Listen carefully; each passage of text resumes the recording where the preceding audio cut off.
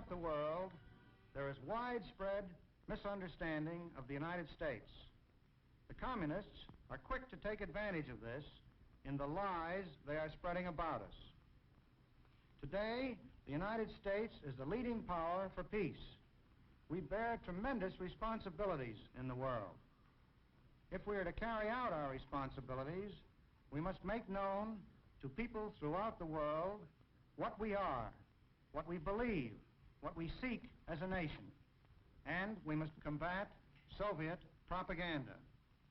This is the job of the United States Information Agency.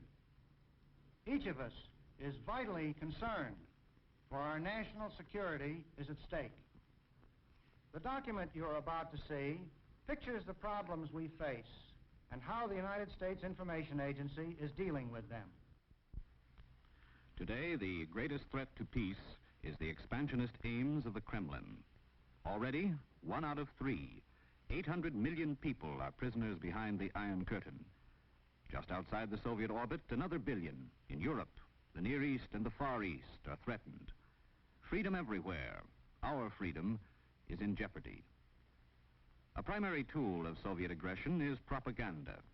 It was through propaganda that the North Koreans were prepared for their attack on South Korea. Between 1945 and 49, they were saturated with Soviet propaganda. By June of 1950, the North Koreans were sufficiently Sovietized to accept the signal from Moscow to make a fanatical onslaught against their brothers. Soviet reliance on propaganda can also be measured by the money they spend. Right now, the Soviet Union is spending more than $1 billion a year on propaganda. If we add the expenditures of the satellites and Red China, the figure exceeds $3 billion. Expensive lying. The principal target of these lies is the United States. Since 1948, the Soviets have been carrying on a vicious propaganda attack on every phase of U.S. life. Typical of the way they distort the truth are the scenes which we shall see in a moment from a Soviet newsreel prepared for East Germans. Using American film, carefully edited and narrated, the Soviets presented it as the truth about America. New York glitters in 1,000 colors. The jazz drums beat. Skyscrapers and big city ribbon. A good backdrop for the USA's biggest circus act. The biggest propaganda press in the world. Unequal, unbeatable. Why doesn't the lion bite? Because he prefers Wrigley's chewing gum. The most beautiful legs in the world, on view only in the USA. Sensation, sensation. The airplane crashes. The car burns, deep in the heart of Texas. Broadway at night, the greatest sea of lights in the 20th century. Do you know that these demigods, like all the other American film actors, are obliged by contract to let themselves be photographed in all sorts of imaginable poses, half-dressed or without any clothes at all, just like a cheap pin-up girl? The actors do not want to do it, but they are forced to. This is what they call artistic freedom. The Super Review, the most beautiful women, the most beautiful clothes. This is the way Tom, Dick, and Harry see America. And that's how they should see it. For behind the facade, it looks very different. While dogs get manicures in beauty salons, over 2 million Americans are today without work. And according to official statements, the number of unemployed will rise to 4 million by spring. Another 5 million are part-time workers.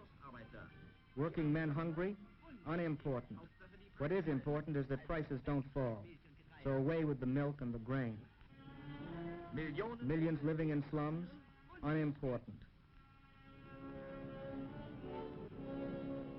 The facade hides everything. Negroes in the limelight, but only as harmless, hand-picked ornaments. Their brothers and sisters rot, beasts of burden without rights in the paradise of freedom. Louder and louder, the voice of the people is heard in America too, the voice of the other America.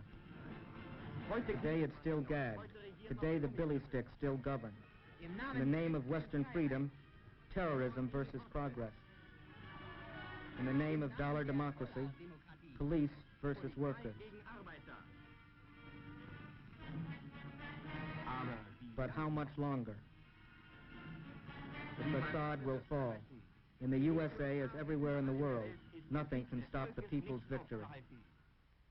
But they do not stop with these distortions of American life. The Kremlin has accused us, for example, of brutal atrocities in Korea, such as they portray in this lurid poster. Through such anti-American propaganda, the Kremlin is trying to drive a wedge between the United States and the rest of the free world. Their peace offensive, illustrated by this Soviet propaganda poster, is also closely related to this effort to isolate the United States. It illustrates the Soviet claim that they are exerting their full weight for peace against the warmongers of the West. As great as the Soviet menace is, there are problems in the free world of equal or greater significance. This is the area of decision in the struggle to preserve freedom. Here we have millions of friends, but many of them are uninformed or misinformed about the United States and the differences between communism and democracy. Others are suspicious, jealous, or openly antagonistic. For example, a poll taken by the French Institute of Public Opinion in January of 1953 brought out the fact that an alarming number of the Frenchmen questioned believe that Americans have poor taste, are overgrown children, are only interested in money.